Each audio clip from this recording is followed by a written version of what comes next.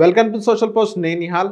So ఇప్పుడు మనం కోవిడ్కి ముందు మనం తీసుకున్నట్లయితే ఎవరైతే లంసమ్ ఇన్వెస్ట్మెంట్ చేశారో సో అప్పుడు వాళ్ళు కొంచెం నెగిటివ్లో ఉన్న సిచ్యువేషన్స్, అప్పుడు కొంతమంది నెగిటివ్ బుకింగ్ చేసుకున్నారు.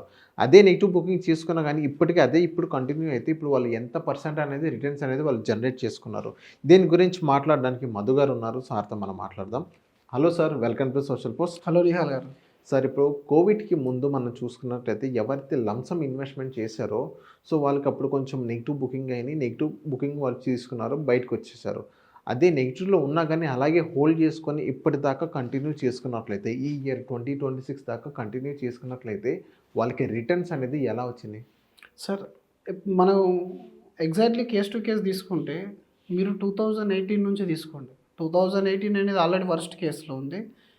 2019 తర్వాత 2020 మంచి రిటర్న్స్ అనేది జనరేట్ అయినాయి. 20 తర్వాత మార్కెట్ అనేది క్రాష్ అయింది. మళ్ళీ కోవిడ్లో ఒక 5 లక్షల రూపాయలు ఇన్వెస్ట్మెంట్ చేసిన వాళ్ళది లేటెస్ట్ డేటా మీరు లాస్ట్ 8 ఇయర్స్ డేటా మీరు చూస్తే ఏ small cap, mid cap, flexi cap అయినా more than 15-18% kind of return అనేది జనరేట్ చేసింది.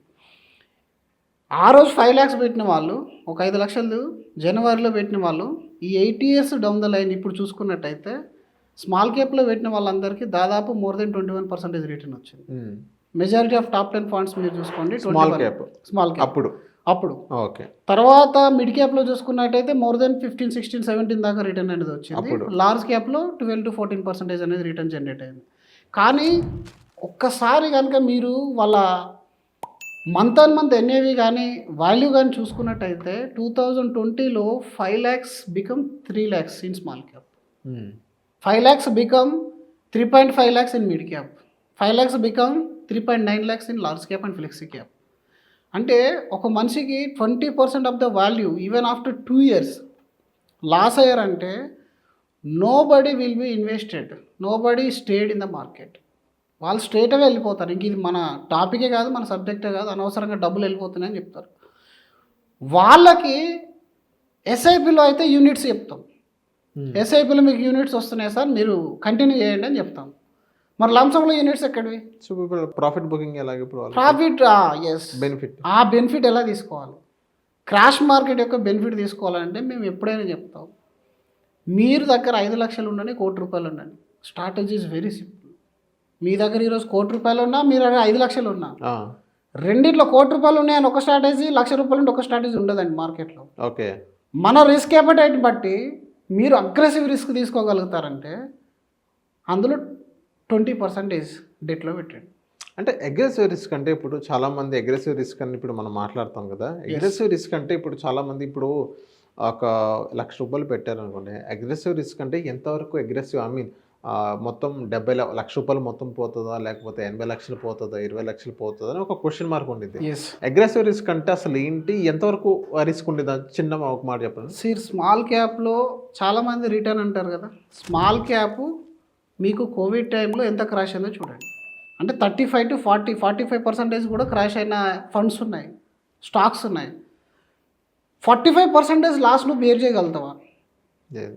లేనప్పుడు నువ్వు కొంచెం మోడరేట్ ఇన్వెస్టర్ అనమాట. అంటే ఇప్పుడు ఒక 1 లక్ష రూపాయలు 45,000 మంది కాదు అనుకోవాలి. 1 లక్ష రూపాయల్లో 50% నాది కాదు అనేంత పేషెన్స్ కానీ, ధైర్యం కానీ మీ దగ్గర ఉంటే, ప్రాసెస్ కానీ మీ దగ్గర ఉంటే యువర్ అగ్రెసివ్ ఇన్వెస్టర్. దాని అగ్రెసివ్ ఇన్వెస్టర్ అంటే దాని అగ్రెసివ్ అంటారు, అంతే కాదు తప్ప నేను 7 ఏళ్ళు వెయిట్ చేస్తాను నేను అగ్రెసివ్, నేను 15 ఏళ్ళు వెయిట్ చేస్తే అగ్రెసివ్. డ్యూరేషన్ కాదు, నువ్వు పెట్టిన మనీ ఆఫ్టర్ 2-3 years, మళ్ళీ అది కూడా ఏదో 1 week 10 days 1 month నువ్వు నెగిటివ్లోకి వెళ్తే ఎవరు కూడా బాధపడరు. 1 year వరకు కూడా ఎవరు బాధపడరు. 24 నెలల తర్వాత కూడా నువ్వు పెట్టిన అమౌంట్లో 20% పడిపోయినప్పుడు కూడా నువ్వు కంటిన్యూ చేయగలిగితే దాన్ని అగ్రెసివ్ ఇన్వెస్టర్ అంటారు. దానికి కులమానాలు లేవు బయట. అంటే దాన్ని కంటిన్యూ చేయాలని, దాన్ని మళ్ళీ టాప్అప్ చేసుకోవాలని. మీరు ఒకవేళ దాని అడ్వాంటేజ్ తీసుకోవాలనుకుంటే ఎస్ఐపీలు ఏం చేస్తాం మనం? ఎస్ఐపీలు ఏం చేయం, మార్కెట్ తగ్గినా ఏం చేయం, మార్కెట్ పెరిగినా ఏం చేయం, దానిపైన చేసుకుంటే. ఎందుకంటే అక్కడ ఆల్రెడీ ఒక ప్రొఫెషనల్ కూర్చొని ఉన్నాడు, మీరు ఎవ్రీ మంత్ డబ్బు ఇస్తూనే ఉన్నారు, ఎంత కొంత పంపిస్తూనే ఉన్నారు.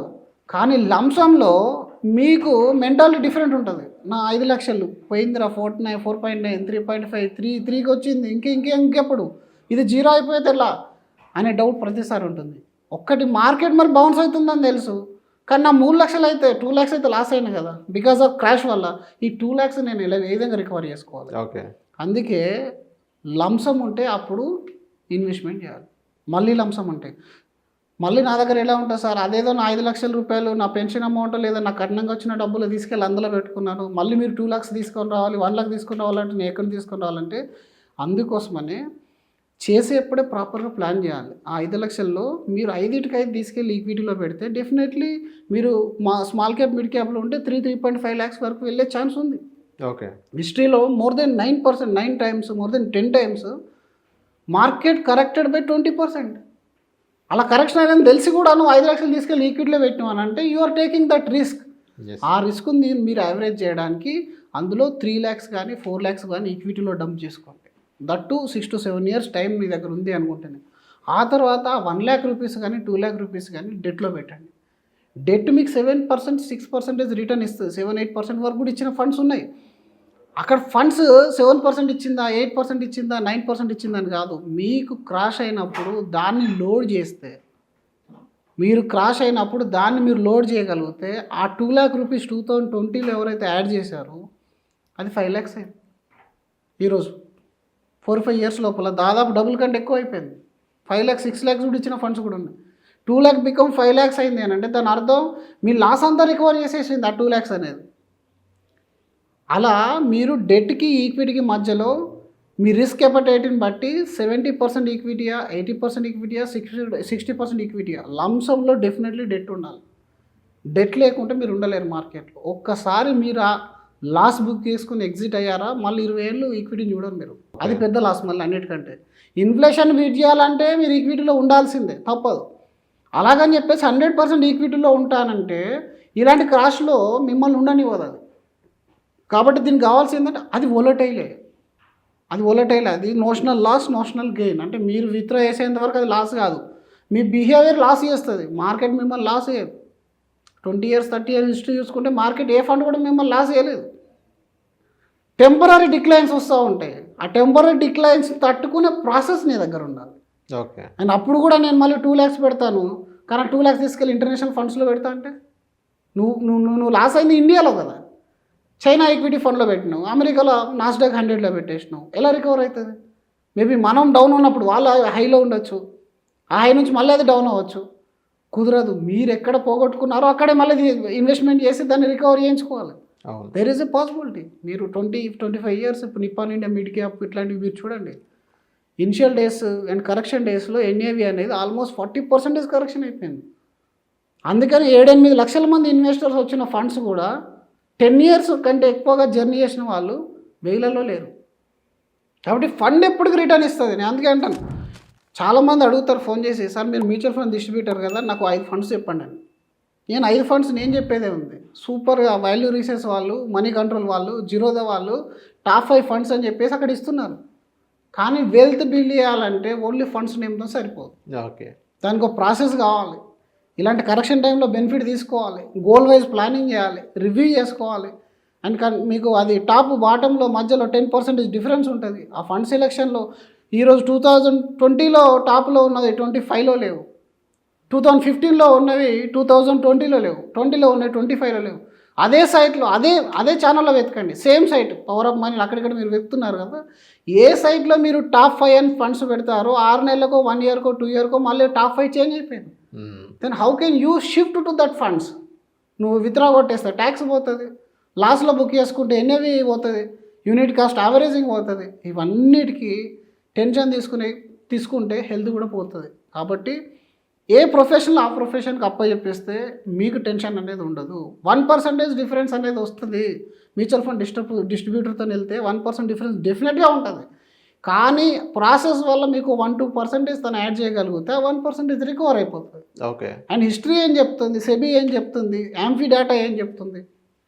డైరెక్షన్ లేని దగ్గర లాస్ అనేది ఉంది, డైరెక్షన్ ఉన్న దగ్గర లాస్ అనేది లేదు. లాస్ట్ 1 week నుంచి కూడా డిస్ట్రిబ్యూటర్స్ అందరూ లంసం యాడ్ చేస్తూ ఉంటే డైరెక్ట్ ఇన్వెస్ట్మెంట్ చేసిన వాళ్ళందరూ కూడా విత్డ్రా చేస్తూ ఉన్నారు. The stock market is a vehicle where there is a person of inpatient to patient money transfer అవుతుంది. కాబట్టి మీరు అక్కడ ఇంపేషెంట్లో ఉండి టెన్షన్ తీసుకొని రీసెర్చ్ చేసినా ఇండెక్స్ని అయితే బీట్ చేయట్లేదు. ఇండెక్స్ని కాదు, కనీసం మీ గోల్ కూడా మీరు అచీవ్మెంట్ చేయట్లేదు. ఎందుకంటే మైండ్ అనేది డైవర్సేషన్స్ 100,000 ఉన్నాయి. ఆ డైవర్సేషన్లలో నీ మైండ్ ఒక దగ్గర ఒక చోట కేంద్రీకరించాలి అంటే మీకు ఒక గైడ్ అనేది అవసరం పడతారు. అందరికి అవసరం పడతారంటే డెఫినెట్లీ ఇప్పుడు రిటైర్ అయ్యి ఇంటికాడ కూర్చున్నారు, వాళ్ళకి ఆల్రెడీ ఫైనాన్షియల్ నాలెడ్జ్ ఉంది అనుకుంటే వాళ్ళు చేయగలుగుతారేమో మేబీ. ఆ 1% ఖర్చు మనం నడిపినాం కారే, డ్రైవర్ నడిపినా కారే. దేనిలో మనం ఆల్రెడీ దానికంటే ఎక్కువ విలువన్న పని చేయగలిగితే దీని పని దీనికి ఇచ్చేయండి. కానీ ఎస్, డైరెక్ట్ ఇన్వెస్టర్స్ అయినా ఈ క్రాష్లకు భయపడదు.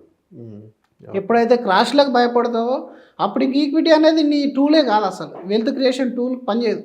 ప్రాపర్ ప్రాసెస్ క్రియేట్ చేసుకోండి, గోల్ వైజ్ ప్లానింగ్ అనేది చేసుకోండి. మనం గోల్ని ట్రాక్ చేయండి, మార్కెట్ని ట్రాక్ చేయొద్దు. మార్కెట్ని ట్రాక్ చేసిన వాడు ఫెయిల్ అయిపోతాడు. లైఫ్ని ట్రాక్ చేసుకోండి, ఇన్కమ్ని ట్రాక్ చేసుకోండి, డెట్ను ట్రాక్ చేసుకోండి. ఇవన్నీ ట్రాక్ చేసుకుంటూ ఒక అంటే నార్మల్ ఎక్స్పెక్టేషన్ పెట్టుకోండి. 12% అండ్ బిలో 12% ఎక్స్పెక్టేషన్ పెట్టుకుంటే అన్ని గోల్స్ ఫుల్ఫిల్ అయిపోతాయి. ఎలాంటి టెన్షన్ అనేది ఉండదు. దేనికి ఇవ్వాల్సిన టైం దానికి ఇవ్వండి. ఎక్కువ టైం ఇస్తే ఏంటంటే మనం ఉండలేము. ఎక్కువ తెలుసుకుంటే ఏ సబ్జెక్ట్ అయినా సరే మీరు ఎక్కువ తెలుసుకున్నారంటే దాని మీద నమ్మకం అవుతుంది. ప్రతిరోజు న్యూస్ చూసే వాళ్ళకు పాజిటివ్ కూడా పోతుంది. మీరు చూడండి, కావాలంటే బయట బాగా నేర్చుకోవాలనుకుంటారు కానీ వాళ్ళు నెగిటివ్ న్యూస్ ఎక్కువ వస్తుంది. న్యూస్ అంటే నెగిటివ్ న్యూస్ ఎక్కువ, ఆ నెగిటివ్ అనేది నీ మైండ్లోకి ఎక్కిపోతుంది. నువ్వు అందుకని స్టాక్ మార్కెట్లో ఇంకా అది ఎక్కువ ఎఫెక్ట్ ఉంటుంది. ఎందుకంటే తగ్గిందంటే మెయిన్ హెడ్డింగ్ వేస్తాడు. ఇప్పుడు ఇదే ఫండ్ మీరు Nippon India small cap after Covid చూసుకున్నట్టయితే మరి ఒక 1 year 2 yearలో 78% రిటర్న్ ఇచ్చింది. అప్పుడు ఎందుకు ఫీల్ కాలేను? తగ్గినప్పుడు ఇంత ఫీల్ అయిపోతున్నావు, తగ్గినప్పుడు ఇంత బాధపడుతున్నావు, మరి 70% ఎట్లా రావాలి? యువర్ నాట్ ఎలిజిబుల్ కదా. Your expectation is 15-18%. That has given 78% return. నువ్వు కోవిడ్ తర్వాత స్టార్ట్ చేసినావు కాబట్టి ఇప్పుడు నువ్వు 40% రిటర్న్తో 10-12% రిటర్న్లో యావరేజ్ పోర్ట్ఫోలియో కనబడుతుంది. That is not standard. Your entry అంటే మీకు తెలియకుండా ఒక మంచి పీరియడ్లో ఎంట్రీ అయ్యారు, ఇప్పుడు మళ్ళీ మంచి period. Every day is a good period for stock market for long term. Short term వాళ్ళకి every day is a bad day. So కాబట్టి లంసమైనా ఎస్ఐపి అయినా strategy important, allocation is important. Gold silver డెట్లో కూడా మనం అమౌంట్ అనేది allocation చేసుకుని పెట్టుకోవాలి.